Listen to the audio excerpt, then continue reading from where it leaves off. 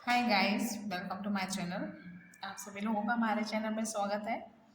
तो आज का हमारा जो टॉपिक होगा वो इंट्रोडक्शन होगा चैप्टर फर्स्ट का। क्लास ट्वेल्थ की फिजिक्स है और चैप्टर फर्स्ट में electric charges and fields chapter का नेम है। इसमें इंट्रोडक्शन से हम जानेंगे कि इस चैप्टर्स के बारे में क्या क्या हम रीड करेंगे, क्या क्या इम्पोर्टेंस है, क्या क्या इम्पोर्टेंस नहीं है। तो बेसिक से हम स्टार्ट करेंगे, ठीक है। हम एकदम से डेरिवेशन, न्यूमेरिकल या फिर थ्योरी में नहीं जा सकते। सबसे पहले हम जानेंगे कि इसका बेसिक क्या है। बेसिक पॉइंट ऑफ व्यू से हम ग्रेजुअली प्रोसीड करेंगे, ठीक है। इंट्रोडक्शंस में मैं इस टॉपिक को बहुत अच्छे से नीट एंड क्लीन, बहुत ही अच्छे से डिस्क्राइब करूँगी। आप लोगों को सुनना है ध्यान से। इसके बाद में फर्दर मैं इसके टॉपिक में जो हमारे मेन टॉपिक है वहाँ पर हम इनका clarification, definition, how come definitions, and after that we will clear about derivations, and with the help of derivations, with the help of concept, I will clear all the numericals. Okay, so इस chapter में जानेंगे कि experience हम लोगों ने किया होता है कि जो स्पार्क्स होता है, स्पार्क मतलब जो भी चिंगारी होती है, हम लोगों ने देखा हुआ होता है। All of us have the experience of seeing of spark और हेयरिंग अ क्रैकल्स। क्रैकल्स मतलब जब भी हम कोई हमारा क्लॉथ्स होता है, ठीक है। जैसे विंटर्स के सीजन्स में क्या करते हैं, अगर हम क्लॉथ्स को कोई भी कोट पहने होते हैं या कोई भी हमारा विलन फैब्रिक होता है, तो हम क्या करते हैं, जब उसको निकालते हैं बॉडी से तो उसमें क्या होता है, क्रैक क्रैक सी आवाज़ आती है, वॉइस आती है, ठीक है। तो वो हम लोगों ने सुना है, सुनाई देता है ना। और अगर क्रैकल्स की आवाज़ नहीं भी आती है तो हमें स्पार्किंग दिखाई देती है, ये भी हम लोगों ने देखा हुआ है। व्हेन वी टेक ऑफ और सिंथेटिक क्लॉथ्स, जब ही हम अपने सिंथेटिक क्लॉथ्स को टेक ऑफ करते हैं या फिर स्वेटर्स होते हैं उनको टेक ऑफ करते हैं, particularly in dry weather. Dry weather मतलब ऐसा वेदर जहाँ पर मतलब कि ड्राई ड्राई सा, सूखा सूखा सा हो। दिस इज ऑलमोस्ट ये लगभग होता है लेडीज़ गारमेंट्स में। जैसे कि लेडीज़ गारमेंट्स की बात करेंगे, पॉलिस्टर की जो साड़ियाँ होती हैं, पॉलिस्टर की जो साड़ी होती है उनमें ये कुछ ज़्यादा ही होता है ये फिनोमिना। सो हम इस एक्सप्लेनेशंस को फाइंड करने की कोशिश करेंगे कि ये फिनोमिना कौन सा यूज़ होता है, ठीक है, ये ऐसा क्यों होता है। तो हम ट्राई करते हैं। Okay, try to find any explanation for this phenomena. Okay, another common example is electric discharge, और एक दूसरा एग्जाम्पल है इलेक्ट्रिक डिस्चार्ज का। Electric discharge is the lightning that we see in the sky during thunderstorm. Thunderstorm जब आंधी तूफान आते हैं तो हम देखते हैं स्काई में कि जो लाइटनिंग होती है वो हमें दिखाई देती है, ठीक है, लाइट के फॉर्म में भी दिखाई देती है। और वो लाइट की फॉर्म में जो दिखाई देती है वो हमारा क्या होता है, वहाँ पर हमारा इसलिए होता है कि वहाँ इलेक्ट्रिक का डिस्चार्ज होता है। जो भी इलेक्ट्रिसिटी होती है उसमें जो चार्ज होता है, इलेक्ट्रिसिटी चार्ज जो होता है उसका डिस्चार्ज ही होता है। और जो डिस्चार्ज होता है तो जिस पाथ से डिस्चार्ज होता है वही हमें नज़र आता है लाइटनिंग के फॉर्म में, राइट।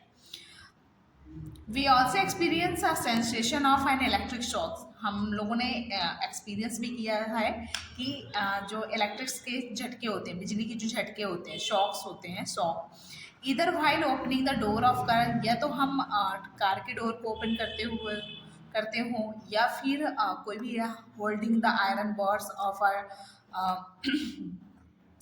बस, कोई बस की एक आयरन बार है, आयरन रॉड है, उसको अगर हम पकड़ लेते हैं after sliding from our seats, after sliding from our seat, अगर किसी भी चीज़ से उस बेल्ट को या फिर बार को या फिर डोर को हम रब कर देते हैं तो कहीं ना कहीं उसमें चार्ज एक्यूमुलेट हो जाता है, इकट्ठा हो जाता है, राइट। उस बॉडी में चार्ज जो होता है वह एक्यूमुलेट मतलब इकट्ठा हो जाता है।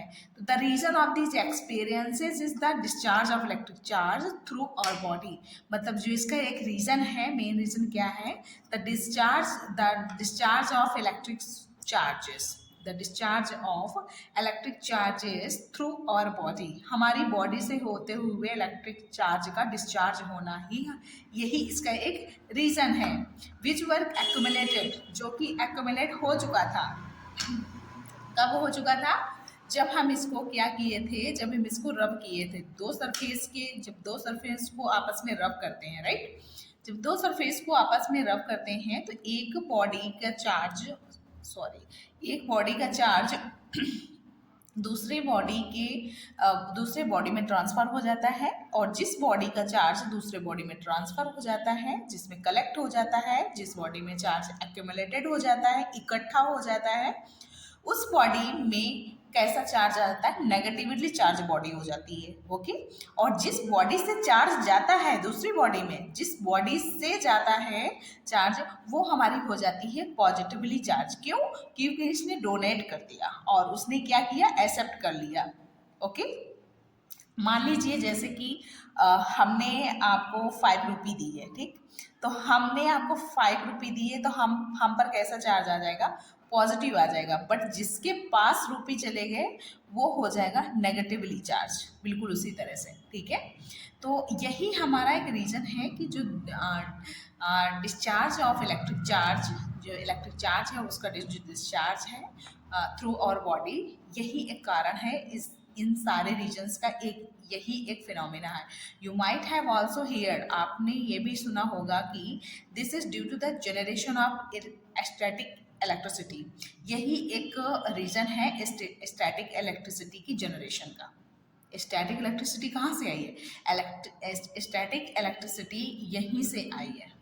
ओके, स्टैटिक इलेक्ट्रिसिटी यहीं से आई है, क्योंकि जब चार्ज एक सरफेस में, एक ऑब्जेक्ट के एक पर्टिकुलर सरफेस में एक्यूमुलेटेड हो जाता है, इकट्ठा हो जाता है, तो जहाँ पर चार्ज इकट्ठा हो गया मतलब मूविंग नहीं है मतलब स्टैटिक है, और स्टैटिक है तो यही हमारा कॉन्सेप्ट किस में आ जाता है?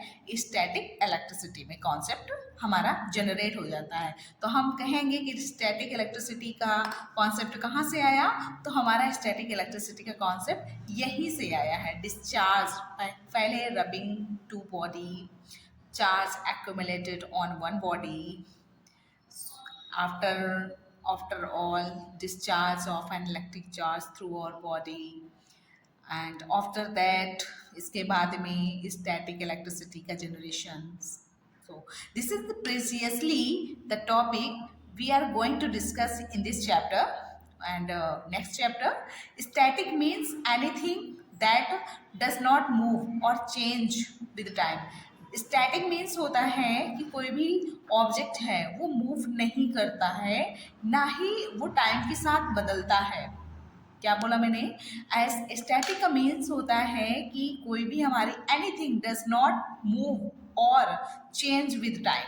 कोई भी हमारी एनीथिंग है, कोई भी चीज़ है, वो टाइम के साथ बदल नहीं सकती है, ना ही मूव कर सकती है। ओके, इलेक्ट्रोस्टैटिक्स जो होता है वो डील्स करता है इसी की with the study of force. With the study of force means force की स्टडी करके ये डील करता है इलेक्ट्रोस्टैटिक की fields and potentials arising from static charge. जो इलेक्ट्रिक फील्ड्स होता है, इलेक्ट्रिक पोटेंशियल्स होता है, ये दोनों कॉन्सेप्ट कहाँ से आते हैं? स्टैटिक चार्जेस से आते हैं। ये दोनों कॉन्सेप्ट कहाँ से आते हैं? स्टैटिक चार्जेस से आते हैं। ओके, सो मैं आशा करती हूँ ये जितना भी मैंने समझाया बहुत अच्छे समझ में आया होगा। ओके।